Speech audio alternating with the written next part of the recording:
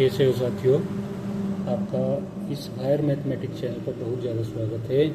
और आज हम लेकर आए हैं दूसरी बुक जो ओल्ड बुक है त्रिकोणमिति की, जो UP TGT PGT KVS NVS GIC lecturer LT grade के लिए मोस्ट इम्पोर्टेंट है। तो इसी को हम पढ़ाने वाले हैं। ठीक है, आज हम आपको पढ़ाएंगे। इसका सिलेबस हम बता दिया था आपसे, ये देखिएगा इसका सिलेबस हो चुका था। ये वाला इसका सिलेबस था। ठीक है, ये सब रिवीजन वाला चैप्टर दिए हुए हैं। प्रतिबंधित त्रिकोणमिति सर्वे समीकरण, इसमें से क्वेश्चन पूछ लेते हैं। हम यहाँ से आज शुरू करने वाले हैं त्रिकोणमिति समीकरण। ठीक है, ये भी इम्पोर्टेंट, और ये भी त्रिभुज की भुजा और कोणों के त्रिकोणमितीय अनुपात, ये भी इम्पोर्टेंट है। 5 को छोड़ दीजिए, त्रिभुजों के गुण, ये भी मोस्ट इम्पोर्टेंट है। ये वाला चैप्टर, ये और ये वाला चैप्टर वेरी इम्पोर्टेंट है। तो इन्हीं को कराएंगे आज त्रिकोणमितीय समीकरण को। ठीक है, तो चलते हैं त्रिकोणमितीय समीकरण की ओर। देखिए, आज हमारे पास एक मैसेज आया है। ठीक है, उसमें पूछा गया है कि यूपी टीजीटी की तैयारी कैसे करें, तैयारी कैसे करें। ठीक है, बिल्कुल स्टार्टिंग से बता रहे हैं कैसे करनी चाहिए। इसमें सबसे पहले मैथमेटिक्स की बात हम कर रहे हैं, गणित की।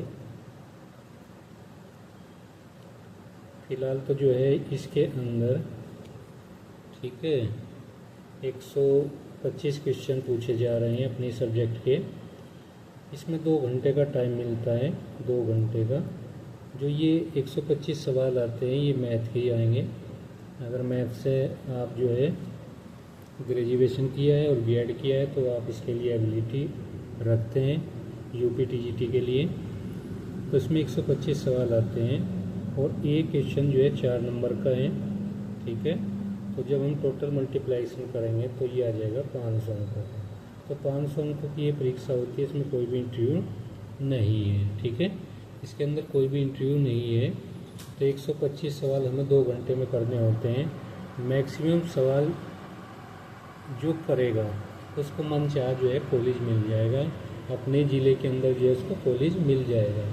2022 की जो परीक्षा हुई थी, इसके अंदर मेरिट बहुत ज़्यादा हाई पाई गई है। ठीक है, बहुत ज़्यादा ऊपर चली गई है।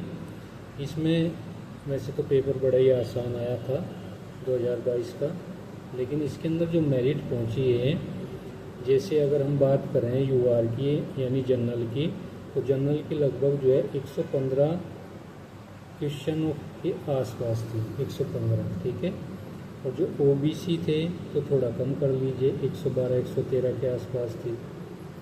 ठीक है, और एससी की कितनी, लगभग 108 के आसपास क्वेश्चन राइट गए, उन्हीं का नंबर इसके अंदर पड़ा है, वरना नहीं। एसटी की थोड़ा नीचे कर लीजिए, 106 के आसपास। तो इस तरह जो है मेरिट हाई पाई गई है। 2022 की जो परीक्षा हुई थी 4 साल के बाद हुई है। ये जो परीक्षा हुई थी अभी 3 और 4 मई 2026 में कराई गई थी आयोग के द्वारा। ठीक है, इसका रिजल्ट आने वाला है। अब इसकी तैयारी कैसे की जाए। ठीक है, यूपी जो टीजीटी है मैथमेटिक्स के लिए, इसकी तैयारी कैसे करें। इसके लिए आपको सबसे पहले कक्षा 9th और 10th की एनसीईआरटी को पढ़ना होगा, एनसीईआरटी। ठीक है, इसको आप अच्छे से पढ़ें, बात समझिए। क्लास 9th और 10th की जो एनसीईआरटी होती है उसको अच्छे से पढ़ें। फिर 11 की एनसीईआरटी, फिर 12 की एनसीईआरटी मैथमेटिक्स की अच्छे से तैयार करें, बहुत ज़्यादा अच्छे से तैयार कर लीजिएगा। ठीक है, बड़ी बारीकी में जाने की ज़रूरत नहीं है, लेकिन इसके लिए आपको जो है एनसीईआरटी बड़ी गहराई से पढ़नी पड़ेगी।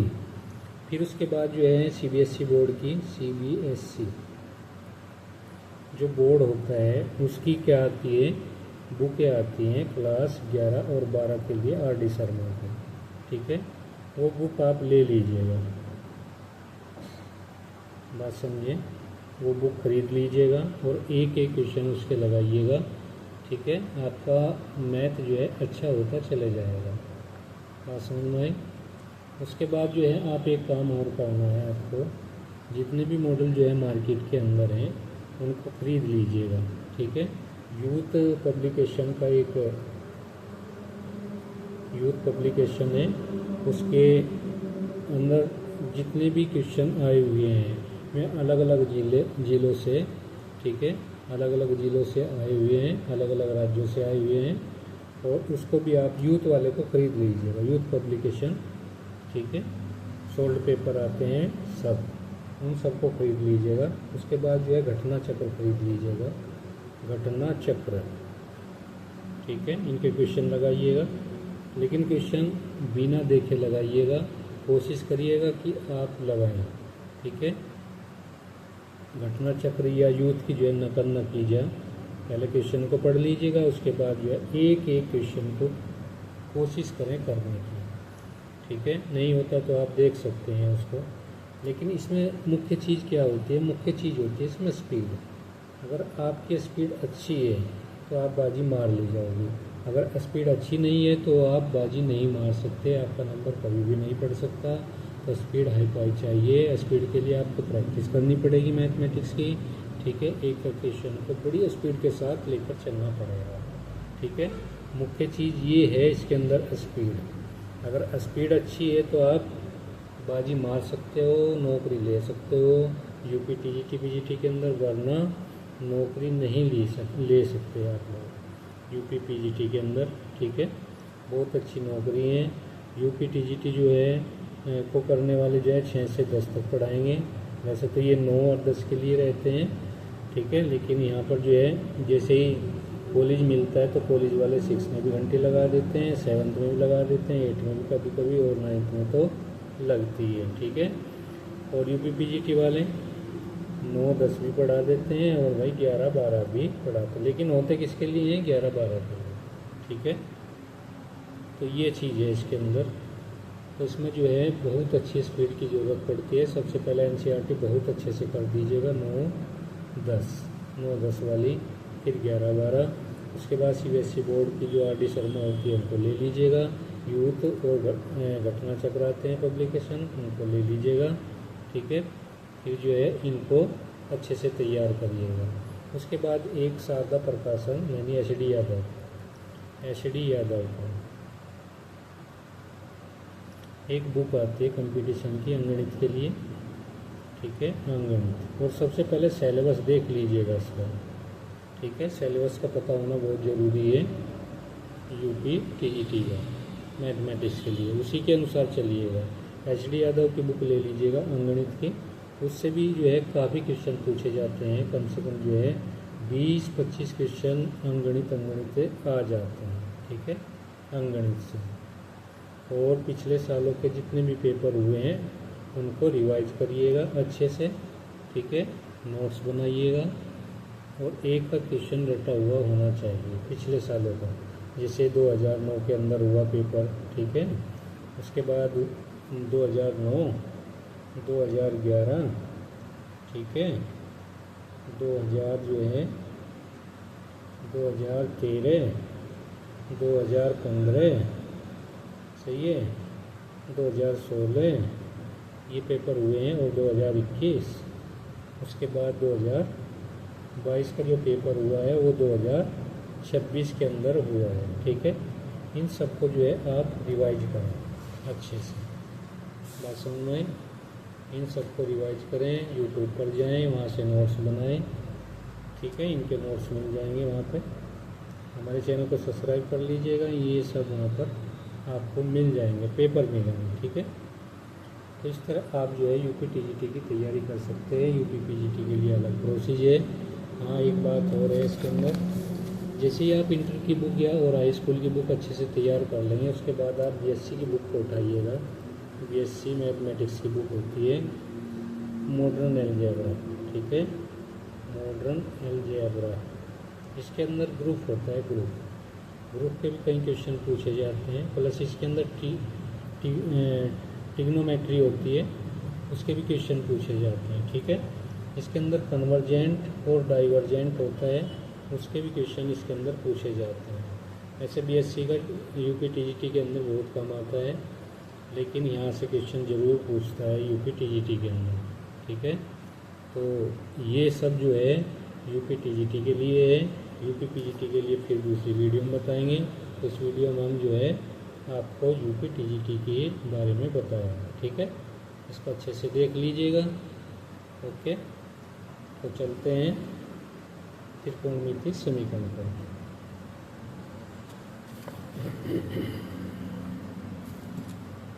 देखिएगा, ये आपके सामने आ चुकी है और ये त्रिकोणमितीय ओल्ड बुक है त्रिकोणमितीय।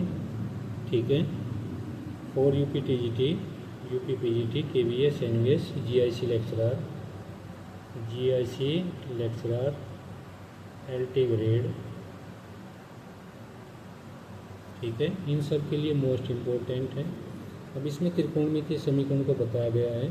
ट्रिग्नोमेट्रिकल इक्वेशन है ऐसा समीकरण जिसमें किसी अज्ञात कोण के एक या एक से अधिक त्रिकोणमितीय फलनों का समावेश होता है। जैसे उसको हम त्रिकोणमितीय समीकरण कहते हैं। जैसे ये चीज़ दी है यहाँ पे, cos थीटा बराबर 1/2 का अंडर रूट है, cot 2 theta into cot theta equal to 1 है। ये भी त्रिकोणमितीय समीकरण है, ये भी त्रिकोणमितीय समीकरण है। उसके बाद tan square theta plus cot square theta equal to 2, ये भी त्रिकोणमितीय समीकरण है। ठीक है, अगर हम इनको हल करें, जैसे ये फर्स्ट है, यहाँ पे ये फर्स्ट हो गई, ये सेकंड हो गई, ये थर्ड हो गई त्रिकोणमितीय समीकरण। अब इसको थोड़ा हल कर देते हैं। cos थीटा बराबर 1/2 का अंडर रूट, ये है। ठीक है, अब इसको जैसे ही हल करेंगे, अब cos के अंदर किसकी वैल्यू 1/2 का अंडर रूट होती है, तो ये होती है cos π/4, ये वैल्यू होती है cos π/4। यहाँ से थीटा की वैल्यू यानी cos 45 की वैल्यू होती है। थीटा की जो वैल्यू आई है π/4 आई है। अब इसको जनरल रूप में लिखना है, तो जनरल रूप में कैसे लिखेंगे, तो जनरल वैल्यू क्या बनेगी इसकी, तो जनरल वैल्यू से ही जो है अनेक त्रिकोणमितीय फलनों का समावेश जो है निकल कर आ जाता है। ठीक है, जैसे इसके लिए theta equal to 2n pi plus minus alpha, ये है यहाँ पे। थीटा बराबर 2n पाई प्लस माइनस π/4 होगा ना, ये वाला होगा π/4। n क्या है यहाँ पे, एक नेचुरल नंबर होगा, 4 आल n बिलोंग करेगा रियल नंबर के अंदर, बिलोंग करा लीजिएगा। ठीक है, रियल नंबर में बिलोंग कर देते हैं। देखिए, रियल नंबर ना होकर इसको इंटीजर में बदल दीजिएगा, इंटीजर होगा। ठीक है, ये वाला इंटीजर होगा।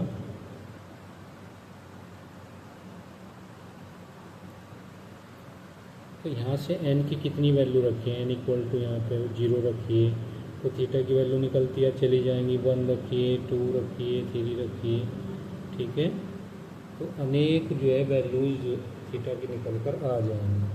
बात समझ में आई। अगर हम यहाँ पे थीटा n इक्वल टू 0 रख दें यहाँ पे, तो थीटा कितना आएगा, π/4 आएगा ना, प्लस माइनस में। अगर n इक्वल टू 1 रख दिया जाए, भाई n इक्वल टू 1 रख दिया जाए, तो थीटा की वैल्यू कितनी आ जाएगी, 2n और n छोड़ दीजिए, 2 पाई प्लस माइनस π/4, ये आ जाएगी।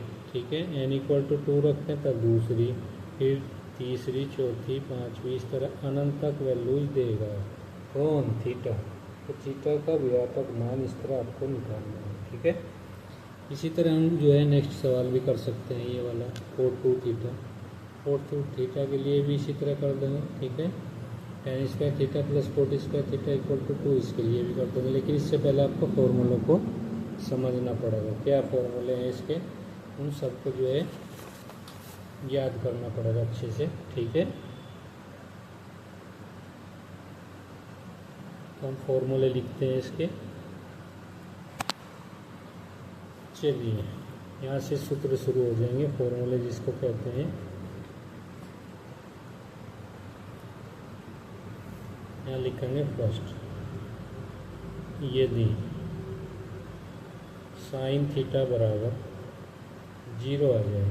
ठीक है, या ऐसा करिए, यहाँ पे 0 मत करिएगा, साइन एल्फा कर दीजिएगा। ठीक है, साइन एल्फा कर देते हैं यहाँ पे, sine theta equal to sine alpha. अगर ये वैल्यू यहाँ पर आती है, यानी ये त्रिकोणमितीय समीकरण इस तरह आ जाए, साइन थीटा इक्वल टू यहाँ पर कुछ कोण हो तो ये फेस होगा, तब थीटा का व्यापक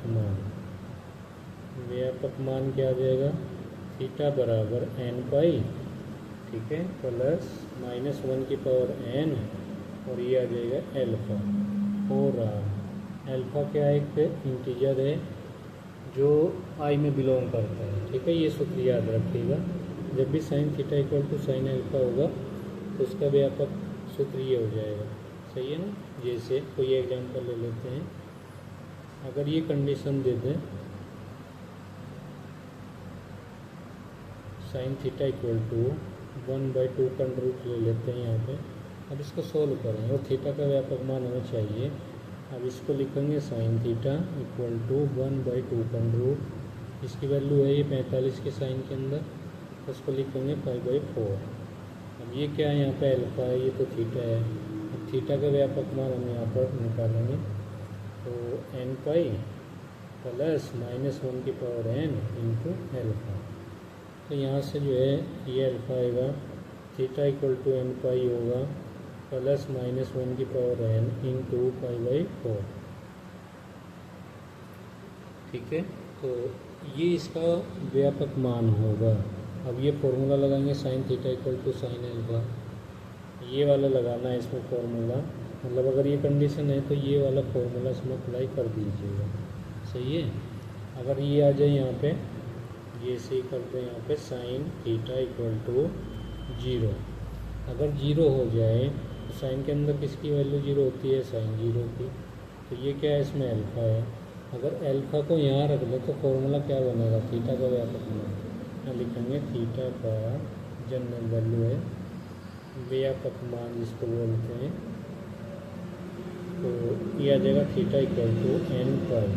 तो क्या आगे तो 0 आ जाएगा, तो ये फॉर्मूला ये तैयार हो जाएगा यहाँ से, सही है। चलते हैं नेक्स्ट फॉर्मूले की ओर, फॉर्मूला नंबर 3, ठीक है।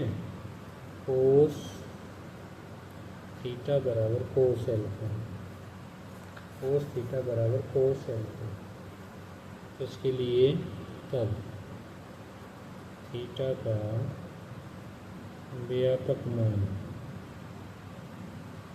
क्या आ जाएगा इसमें, थीटा बराबर 2n pi plus minus alpha, ठीक है। ओवरऑल n किस में बिलोंग करेगा, नेचुरल नंबर के अंदर बिलोंग करेगा, और ये एक फॉर्मूला यहाँ से मिल जाएगा आपको, ठीक है। अगर ये आ जाए, ये नहीं, कोस थीटा बराबर 0 आ जाए। अब 0 कब होगा, कोस के अंदर जब वैल्यू 5/4 हो, 5/2 होगी, तो ये आ जाए कोस थीटा इक्वल टू 0, और ये है कोस 5/2, ये इसकी वैल्यू होगी यहाँ पर। अब थीटा की वैल्यू अगर हम निकालें इस स्थिति में तो क्या बनने वाली है, ठीक है। इससे क्या बनेगी उसको देख लीजिएगा। तो इसमें theta equal to 2n plus के 1, और ये आ जाएगा 5/2। ये फॉर्मूला आपको याद रखना है, सही है ना, ये फॉर्मूला याद कर लीजिएगा। नेक्स्ट पे चलते हैं, फॉर्मूला नंबर 4। तो 4 की क्या स्थिति है, अगर ये स्थिति आ जाए, यदि tan theta equal to tan alpha, तब क्या बनेगा थीटा का मान, ये बन जाएगा n पाई प्लस एल्फा, ठीक है। Theta equal to n pi plus alpha. अगर यहाँ पर 0 हो जाए, यह स्थिति आ जाए, यदि tan थीटा बराबर 0 आ जाए, यानी tan 0 आ जाए, ये क्या है, अल्फा है, अल्फा की वैल्यू यहाँ रखकर थीटा कितना आएगा, n पाई आ जाएगा। तो एक फॉर्मूला ये बन जाएगा यहाँ पर, सही है ना। ये फॉर्मूले निकाल रहे हैं हम, देख लीजिएगा अच्छे से, ये देखिए।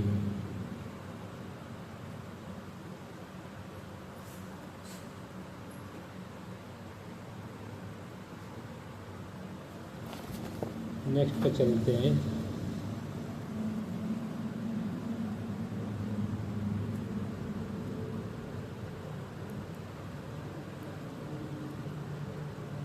नेक्स्ट पे चलते हैं, ठीक है। फॉर्मूला नंबर 5 तो हो गया। 6 को देखिएगा, अगर ये कंडीशन आ जाए, यदि sine square theta equal to sine square alpha, अगर ये आ जाए cos square theta equal to cos square alpha, और tan square theta equal to tan square alpha, अगर ये आ जाए तो थीटा का जो व्यापक मान होगा n pi plus minus alpha, ये वाला होगा, ठीक है। ये वाला मान हो जाएगा थीटा का। तो कुछ ये फॉर्मूले हैं, शुरुआत हमें कर दी है और जल्दी ये बुक पूरी हो जाएगी। सभी बुकें हमें करनी है, 6 की 6 बुकें हम करेंगे, ठीक है। 6 बुकें हैं जो मोस्ट इम्पोर्टेंट है।